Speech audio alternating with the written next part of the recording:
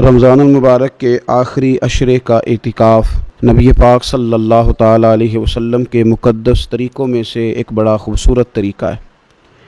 قرآن مجید نے ارشاد فرمایا، میرے گھر کو خوب صاف ستھرا کرو، طواف کرنے والوں کے لیے اور اعتکاف کرنے والوں کے لیے اور رکوع اور سجود کرنے والوں کے لیے۔ نبی پاک صلی اللہ تعالیٰ علیہ وسلم نے ہر سال رمضان المبارک کے آخری عشرے کا اعتکاف فرمایا ہے۔ ایک سال کسی وجہ سے اعتکاف نہ فرما سکے تو اگلے سال 20 دنوں کا اعتکاف فرمایا۔ نبی پاک صلی اللہ تعالیٰ علیہ وآلہ وسلم نے اعتکاف کا جو مقصد بیان کیا وہ شب قدر کی تلاش بیان کیا۔ اعتکاف سے مراد یہ ہے کہ انسان سارا کچھ چھوڑ چھاڑ کے اللہ تعالیٰ کے گھر میں اس کی عبادت کے لیے، اس کو راضی کرنے کے لیے بیٹھ جائے، اور 10 دن جب وہ مسجد شریف میں حاضر رہتا ہے تو حضور صلی اللہ تعالیٰ علیہ وسلم فرماتے ہیں اللہ تعالیٰ اسے 2 حج اور 2 عمرے کا ثواب عطا کرتا ہے۔ اعتکاف کے اندر کچھ باتیں بڑی ضروری ہوتی ہیں، جیسا کہ انسان کو بلا ضرورت طبی مسجد سے باہر نہیں آنا، اس کو کوئی فضول بات نہیں کرنی، اس کو کوئی ایسا کام نہیں کرنا کہ جو شریعت اسلامیہ جس سے منع کرتی ہو۔ اس کے ساتھ ساتھ کچھ اعتکاف کے آداب بھی ہیں کہ اس نے 10 دن مسجد کے اندر رہنا ہے تو آخر اس نے کرنا کیا ہے۔ ہمارے ہاں لوگ مسائل پوچھ لیتے ہیں اور مسائل پوچھنے کے بعد پھر ان کی گنجائش سے بہت زیادہ فائدہ اٹھاتے ہیں۔ اس میں کوئی شک نہیں ہے کہ باہر سے آنے جانے والے آدمی کے ساتھ آپ گفتگو کر سکتے ہیں، ضرورت کے تحت آپ ٹیلی فون پر بھی بات کر سکتے ہیں، لیکن اس کو اگر آپ نے یہی کام کرنا تھا اور بہت زیادہ وقت اسی پر ضائع کرنا تھا تو پھر تو آپ پہلے سے باہر موجود تھے۔ اعتکاف میں آنے کا مقصود تو اللہ کی عبادت ہے۔ اعتکاف میں جب آپ آ گئے تو اس کا مقصد ہے کہ آپ کچھ دنوں کے لیے لوگوں سے کٹ کے اللہ کی بارگاہ میں حاضر ہو گئے، آپ نے اپنے رب کو راضی کرنے کا ارادہ کر لیا۔ تو اعتکاف میں ایک تو شوق سے آئیں۔ ہمارے علماء نے لکھا ہے کہ زندگی میں ایک بار تو اعتکاف کاری لینا چاہیے، اس پر توجہ ہو ہی جانی چاہیے۔ وقت ملنا تو زندگی میں پراپر طریقے سے تو بڑا مشکل ہوتا ہے، لیکن وقت نکال کے اعتکاف میں ایک دفعہ تو زندگی میں آ ہی جانا چاہیے، اور کسی کو ہر سال موقع مل جائے تو پھر تو کیا ہی بات۔ تو اعتکاف کے اندر جو کام ہم نے کرنے ان میں سب سے زیادہ اور سب سے پیارا کام یہ ہے کہ کثرت کے ساتھ قرآن پاک کی تلاوت کریں۔ نبی پاک صلی اللہ تعالیٰ علیہ وآلہ وسلم رمضان المبارک میں قرآن پاک کا دور فرماتے تھے حضرت جبریل امین علیہ السلام کے ساتھ، اور جس سال حضور کا وصال ظاہری ہوا اس سال حضور فرماتے ہیں 2 مرتبہ قرآن پاک کا دور کیا۔ 2 دفعہ حضور نے حضرت جبریل امین کو قرآن شریف سنایا اور 2 دفعہ انہوں نے نبی پاک صلی اللہ علیہ وسلم کو سنایا۔ تو بہت کثرت کے ساتھ قرآن پاک کی تلاوت کی جائے۔ ایک پہلو اور بھی ہے اس کا، اس پر بھی آپ توجہ کریں گے۔ قرآن مجید کو پڑھنا بھی ضروری ہوتا ہے اور صحیح پڑھنا سب سے زیادہ ضروری ہوتا ہے۔ تو اگر آپ کسی ایسی مسجد میں تشریف فرما ہیں جہاں آپ کے لیے بندوبست کیا گیا ہے تو کوشش کریں کہ وہاں قاری صاحب سے، عالم صاحب سے، امام صاحب سے آپ قرآن مجید کو سیکھیں، اور کوئی زیادہ مشکل نہیں ہے۔ پورے 10 دن آپ موجود ہیں، اور اگر آپ 10 دن پوری توجہ کے ساتھ قرآن مجید کے مخارج پہ لگائیں گے تو امید ہے کہ بہت حد تک آپ کو قرآن مجید سمجھنے میں، پڑھنے میں آسانی ہونے لگی۔ دوسرا، اعتکاف میں جب آپ موجود ہیں تو آپ کو کوشش کرنی ہے کہ آپ محاسبہ نفس پر توجہ دیں۔ آپ اپنے اوپر غور کریں، زندگی میں کون سی ایسی غلطیاں ہیں جو جان نہیں چھوڑ رہی، ان کی کس طرح کر کے اصلاح کی جا سکتی ہے۔ کون سے ایسے کام ہیں جو میں کرتا ہوں تو اس غلطی میں زیادہ مبتلا ہو جاتا ہوں، اور کون سی ایسے کام ہیں، کون سی ایسی جگہ ہیں جہاں میں جاتا ہوں تو میرا ان غلطیوں سے نکلنے میں مجھے وہ جگہیں اور وہ کام مددگار ہوتے ہیں۔ تو اپنے محاسبہ نفس پر توجہ دی جائے۔ اعتکاف کے 10 دنوں میں موقع ملتا ہے انسان کو اپنے لیے سوچنے کا۔ حضرت مجدد الفسانی شیخ احمد فاروق سرہندی رحمۃ اللہ تعالیٰ علیہ سے کسی نے پوچھا تھا کہ دنیا میں خوش نصیب شخص کون ہوتا ہے، تو فرمایا جسے دید قصور حاصل ہوتی ہے۔ حضور دید قصور کیا ہوتا ہے؟ فرمایا جسے اپنی غلطیاں نظر آنی شروع ہو جائیں۔ جب اللہ تعالیٰ کسی کے ساتھ بھلائی کا ارادہ کرتا ہے تو اس کی کمزوریاں، اس کی غلطیاں اس کے سامنے لاتا ہے تاکہ اسے اصلاح کا موقع ملے، اور جب ایسا نہیں ہوتا تو پھر تو لوگ جب غلطی مانیں گے ہی نہیں تو اصلاح کیسے ہوگی۔ تو اعتکاف کے 10 دنوں میں محاسبہ نفس پر خاص توجہ دیں، اپنی زندگی میں اپنا حساب کریں، اپنا حساب۔ اور جناب عمر فاروق رضی اللہ تعالیٰ عنہ کی وہ روایت ہمیں بتاتی ہے کہ حساب کر لو اس سے پہلے کہ تمہارا حساب کیا جائے۔ تیسری بات، ایک تو قرآن پاک پڑھیں گے، ایک محاسبہ نفس کریں گے، تیسری بات مراقبہ کریں۔ کچھ دیر کے لیے بیٹھیں، یہ غور کریں کہ رب تعالیٰ نے ہمیں نعمتیں کتنی عطا فرمائی ہیں، پھر یہ غور کریں کہ ان نعمتوں کے بارے میں، ان نعمتوں کے ساتھ ہماری عبادت کتنی ہے، ہمارا شکر کتنا ہے۔ زندگی اپنی کا حساب لگائیں، غور کریں کہ کتنا کچھ ہے جو ہمیں محنت سے ملا ہے اور کتنا ہے جو بغیر محنت کے ملا ہے، اور کون سی ایسی نعمتیں ہیں جن کا ہم نے شکریہ ادا کیا اور کون سی ایسی ہیں جن پر ہم نے کبھی توجہ ہی نہیں کی کہ یار یہ تو بہت بڑی نعمت ہے جو اللہ نے ہمیں عطا کی ہوئی۔ اپنی گردن کو جھکا کے تھوڑا غور و فکر کریں۔ تفکر کا درس دیا ہے قرآن پاک نے، بار بار کہا ہے تفکر کرو، غور کرو، تدبر کرو، تو یہ ہمیں موقع میسر آتا ہے۔ چوتھی بات، اعتکاف کے دنوں میں اپنے رب کریم کے ساتھ اپنی توجہ کو لگائیں۔ قرآن حکیم نے جو کہا نا کہ رب کی عبادت اس طرح کرو کہ تمہیں نا یقین حاصل ہو جائے، کھل کر اس کی بارگاہ میں سجدے کریں، دعائیں مانگیں۔ ہمارے صوفیہ فرماتے ہیں کہ ایک وقت آتا ہے کہ انسان کو خود اطمینان قلبی نصیب ہو جاتا ہے، اسے محسوس ہوتا ہے کہ واقعی میرا رب مجھ سے راضی ہے، اسے محسوس ہونے لگتا ہے کہ میں اپنے مالک کے قریب چلا گیا۔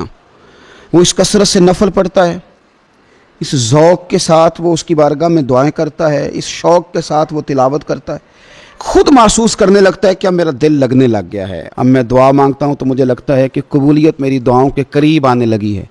اللہ نے ہمیں یہ موقع دیا ہے کہ ہم خوب اس پر توجہ کریں۔ پانچویں بات اعتکاف والوں کی خدمت میں یہ عرض کرنی ہے کہ پورے 10 دن ہمارے پاس موجود ہوں گے اور ہم نے مسجد میں ہونا ہے، تو کیوں نہ ایسا کریں کہ از اول تا آخر، صبح سے شام تک ہم ہر وہی کام اسی طریقے سے کرنے کی کوشش کریں جو طریقہ ہمیں رسول پاک نے عطا فرمایا۔ ہمارا کھانا، پینا، سونا، جاگنا، بولنا حضور کی اتباع میں لے آئیں۔ ہم ان 10 دنوں میں ہم پریکٹس کریں کہ ہم نے سنت کے مطابق، حضور کے طریقے کے مطابق سارے کام کرنے۔ آپ اگر یہ ارادہ کریں گے تو پتہ ہے مدینے والے محبوب علیہ السلام نے فرمایا جس نے میری ایک سنت کو زندہ کیا گئے گزرے دور میں، رب اسے 100 شہیدوں کا ثواب عطا فرمائے۔ تو اتنا اعزاز ہے۔ تو ان 10 دنوں میں ہونا بھی مسجد میں ہے، ہونا بھی باوضو ہے، تو کیوں نہ سارے کام سیکھا جائے، پڑھا جائے اس سے پہلے کہ کھانا کس طرح کھانا سنت ہے، اور کس طرح بیٹھ کے کھانا سنت ہے، اور پھر کس طرح کر کے گفتگو کرنا حضور علیہ السلام کا مقدس طریقہ تھا، وہ کس طرح سے پھول جھڑتے تھے جن سے لوگ فیض حاصل کرتے تھے۔ تو اعتکاف میں اپنی مصروفیات کو ان 5 کاموں میں لگائیں۔ ایک تو تلاوت قرآن حکیم کریں، دوسرا محاسبہ نفس، تیسرا مراقبہ کریں، تدبر کریں، غور کریں اپنے اوپر بھی اور اللہ تبارک و تعالیٰ کی نشانیوں پر بھی، اور چوتھا یہ کہ کوشش فرمائیں کہ ہم اپنی عبادت کو، اپنی دعا کو، اپنے استغفار کو اس طرح کا بنائیں کہ ہمیں محسوس ہو کہ قرب الہی کے جانب ہمارا سفر ہے۔ اور پانچواں، ان 10 دنوں میں سنت اور شریعت کی وہ ساری چیزیں جس کا دین ہم سے مطالبہ کرتا ہے، اب تو ہم بالکل دنیا سے ایک سائڈ پہ ہو کے بیٹھے ہیں، اب تو اس طرف توجہ کریں۔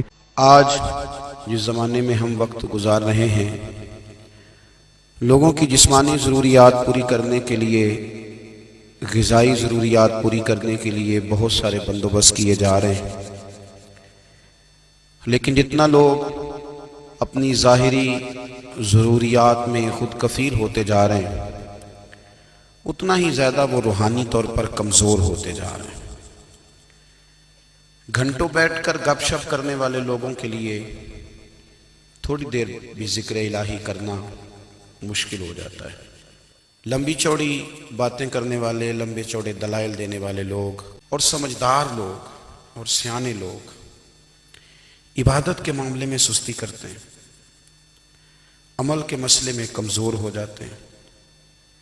تسبیحات کرنا، وظائف پڑھنا، درود و سلام پڑھنا، کم بولنا، سچی بات کرنا، صبر سے رہنا، شکر کو اپنانا، قناعت اختیار کرنا، حسد، بغض، عداوت سے بچنا، یہ لوگوں کے لیے مشکل ہو جاتا ہے۔ پھر اس کا نقصان یہ ہے کہ معاشرہ ایک عجیب سی بے سکونی اور بے قراری کا شکار ہے۔ جیب میں بہت زیادہ پیسے رکھنے والا، خوش شکل نظر آنے والا، پیٹ بھر کے روٹی کھانے والا شخص بھی ڈھونڈتا پھرتا ہے کہ آخر میں پریشان ہوں کیوں۔ آپ انسانیت کی تاریخ پڑھیں گے تو آپ کو معلوم ہوگا کہ انسان نے کبھی پتھر کی پوجا کی، کبھی معاذ اللہ چاند سورج کی، درختوں کی، بتوں کی پوجا کی، معاذ اللہ یہ غلط ڈائریکشن پہ تو چڑھ گیا، لیکن ایسا نہیں ہے کہ کوئی بندہ دنیا میں آیا ہو اور کسی کی اس نے عبادت نہ کی ہو۔ اس لیے کہ اللہ تبارک و تعالیٰ نے جس طرح ہمارے جسم میں کھانے کی طلب رکھی ہے، پینے کی طلب رکھی ہے، سونے کی طلب رکھی ہے، اسی طرح اللہ تعالیٰ نے عبادت کے لیے طلب رکھی ہے جسم میں۔ یہ تو ہوا کہ انسان گمراہ ہو گیا، غلط رستوں پہ چل نکلا،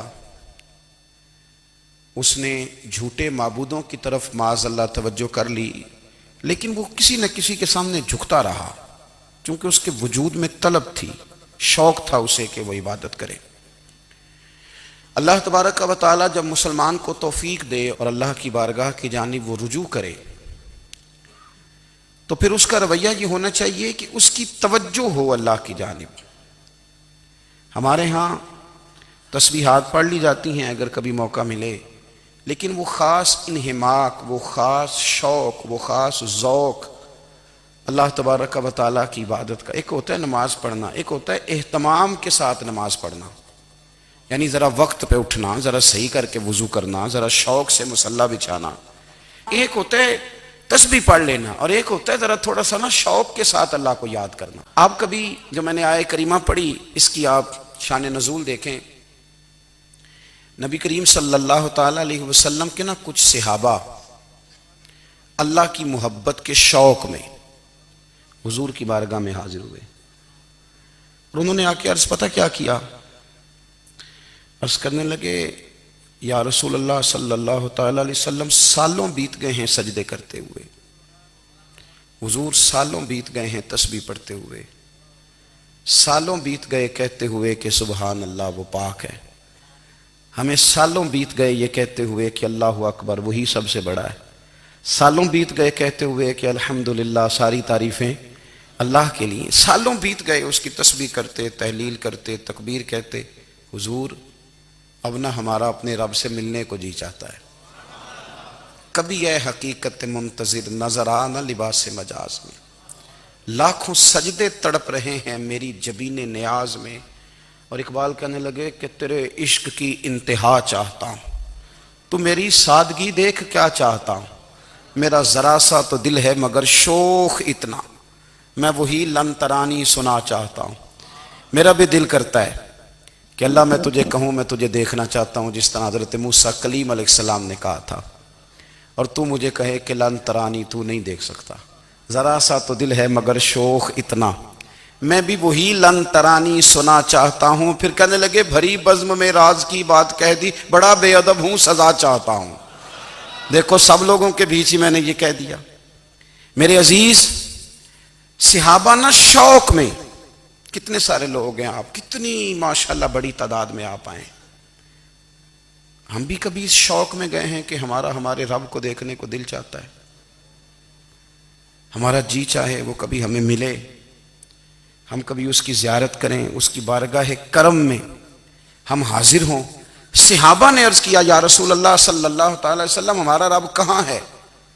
ہمارا نا اپنے رب کو دیکھنے کو جی چاہتا ہے۔ جب صحابہ نے یہ عرض کیا تو اللہ نے قرآن مجید نازل کیا، فرمایا وَإِذَا سَأَلَكَ عِبَادِي أَنِّي فَإِنِّي قَرِيبٌ، محبوب جب میرے بندے آپ کی بارگاہ میں آ کے میرے بارے میں پوچھے نا تو ان سے کہہ دینا میں ان کے قریب ہی ہوں، قریب ہی ہوں۔ دلیل کیا ہے؟ آئی اذا دان، یہ جب بھی مجھ سے دعا مانگیں گے میں ان کی دعاؤں کو قبول فرماؤں گا، میں ان کے قریب ہوں، میں ان کے قریب ہوں، یہ جب بھی دعا مانگیں گے نا میں قبول کروں گا، میں ان کے قریب ہوں۔ اللہ تبارک و تعالیٰ کے بندے اللہ سے محبت کرتے، رب کی بارگاہ میں جھکتے، اس کو اپنے دکھ سناتے، اس کے پیارے محبوب صلی اللہ تعالیٰ علیہ وسلم کا وسیلہ لے کے اس کے حضور حاضر ہو جاتے، پیشانیاں سجدوں سے روشن ہوتی۔ ہم نا ہر چیز کے لیے وقت نکالتے ہیں، ہر چیز کے لیے، لیکن عبادت کے لیے وقت نہیں نکالتے۔ ہر شے آباد ہے، ہر شے، ہماری فیس بک بھی آباد ہے، واٹس ایپ بھی آباد ہے، ہمارے ٹویٹر بھی آباد ہیں، ہماری ہر چیز آباد ہے، سب سے کم آباد ہمارا مصلی رہ گیا ہے، سب سے کم۔ وہ لوگ اب ڈھونڈنے سے ملتے ہیں جن کی بغل میں مصلی ہوتا تھا۔ میرے بھائی، آپ کتنا کو دنیا کے پیچھے بھاگو گے تھکا دے گی، کتنا دولت کے پیچھے بھاگو گے تھکا دے گی۔ آپ جب اپنی زندگی میں جمع تفریق کرو گے نا تو مرتے وقت احساس ہوگا کہ سارا کچھ تو لوگوں کے لیے کیا، اپنے لیے تو کر ہی کچھ نہیں سکے۔ اور ہم عبادت کے معاملے میں بہانے بازی بھی کرتے ہیں۔ ہم کہتے ہیں اوہو رزق کمانا بھی تو عبادت ہی ہے نا، تو میں حلال روزی کے لیے جا رہا ہوں، یہ بھی تو عبادت ہے نا۔ میری طرح کے لوگ کہہ دیتے ہیں کہ میں سویرے اٹھ کے مدرسے میں کچھ اسباق دیکھتا ہوں تو یہ بھی تو عبادت ہے، میں بیان کرنے کے لیے مطالعہ کرتا ہوں تو یہ بھی تو عبادت ہے نا، اتنے لمبے سفر کر کے ملک میں دنیا میں گھومتا ہوں تو یہ بھی تو میں عبادت ہی کر رہا ہوں۔ اب اسپیشل نفلوں کے لیے وقت کس طرح نکلے، اسپیشل کر کے تسبیح میں کیسے چلاؤں، میں سارا کچھ ہم بہانے بنا لیتے ہیں نا۔ میرا سوال یہ ہے کہ یہ ساری باتیں صحابہ کو، نبی کریم کو، دیگر لوگوں کو بھی تو پتہ تھی نا، لیکن آپ غور تو کریں، 23 سال حضور کو وقت ملا، مختصر وقت ظاہراً تبلیغ کرنے کے لیے، پوری دنیا میں دین بھی پھیلانا ہے۔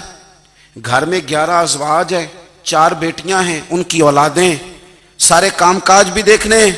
لیکن سیدہ طیبہ طاہرہ حضرت عائشہ صدیقہ رضی اللہ تعالیٰ عنہ فرماتی ہیں سارا دن تبلیغ کرتے، ہر غلام کے دکھ سنتے، گھر میں آتے تو اپنے گھر والوں کا خیال کرتے، کام میں ہمارا ہاتھ بٹاتے۔ قربان جاؤں، کہتی ہیں زمانہ سارا سو جاتا لیکن آمنہ کے لال مصلی بچھا لیتے۔ دنیا سو گئی، ساری سب سو گئے، جو خدام تھے، وہ جو غلام تھے، وہ سو گئے۔ صحیح مسلم نے لفظ ملیں گے، سیدہ پاک فرماتی ہیں او میرے نبی کے غلاموں، میں نے یہ رنگ بھی دیکھا ہے کہ حضور نے اتنا کھڑے رہے، اتنا قیام کیا، اتنا قیام کیا کہ مقدس پیروں میں ورم آ گئے، سوج گئے پیر، اتنے بڑے۔ دل پہ ہاتھ رکھ کے نہیں بتا سکتا کہ میرے کبھی نماز میں پیر سوج گئے ہوں، کوئی نہیں بتا سکتا۔ بچوں کی روٹی کماتے تھک گئے بات الگ ہے، ہم سیر کرنے گئے تو تھک گئے بات الگ ہے، لیکن عبادت میں یہ بھی تو مسلم شریف ہے نا، یہ بھی تو دین ہے نا، یہ بھی تو حضور کی سنت ہے، یہ بھی تو وہ چیز ہے جو کریم کی آنکھوں کی ٹھنڈک ہے۔ سیدہ فرماتی ہیں پیروں میں ورم آ گئے، اور ساری رات ہی حضور نے نماز پڑھی اور ایک ہی آیت بار بار دہرائی۔ مسجد نبی میں بلال حبشی نے فجر کی اذان دے دی اور حضور ابھی مصلی پہ تھے، کریم فارغ ہوئے۔ میں نے عرض کی یا رسول اللہ صلی اللہ علیہ وسلم، آپ کے تو صدقے اللہ اگلے پچھلوں کے گناہ معاف کرے گا، تو آپ اتنی آہوزاری کیوں فرماتے ہیں؟ آپ تو شفیع ہیں، آپ تو انبیاء کے امام ہیں۔ تو حضور نے فرمایا عائشہ تم نے گنوایا ہے نا میرے اللہ کی مجھ پر کتنی رحمت ہے، افلا اکونا عبدا شکورا، فرمایا اگر اس نے اتنی نعمتیں دی ہیں تو کیا میں اس کا شکر گزار بندہ نہ بنوں، میں شکر گزار بندہ نہ بنوں اس کا؟ پھر اگر اتنی نعمتیں اس نے دی ہیں، مجھے اتنا نوازا ہے، تو پھر میں اس کے سامنے سجدے نہ کروں؟ او میرے بھائی، بڑے قابل فخر لوگ ہیں ہم کہ ہم نبی پاک کے غلام ہیں، ہم قابل فخر ہیں کہ نبی کریم کے غلام ہیں۔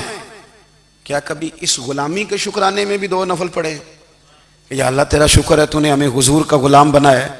یاد رکھیں کہ اپنی روحانی زندگی کو آباد کریں، استغفار پڑھیں، تسبیحات کریں۔ حضرت عبداللہ ابن عمر رضی اللہ تعالیٰ عنہ حضرت عمر کے صاحبزادے ہیں، مکہ مکرمہ میں ان کی قبر ہے۔ میں نے جب انہیں پڑھا تو مجھے ان سے بڑا پیار ہو گیا، لیکن آپ کو پتہ ہے وہاں جا کے کسی شخص کا مزار تلاش کرنا یا پوچھنا ایک مشکل کام ہوتا ہے۔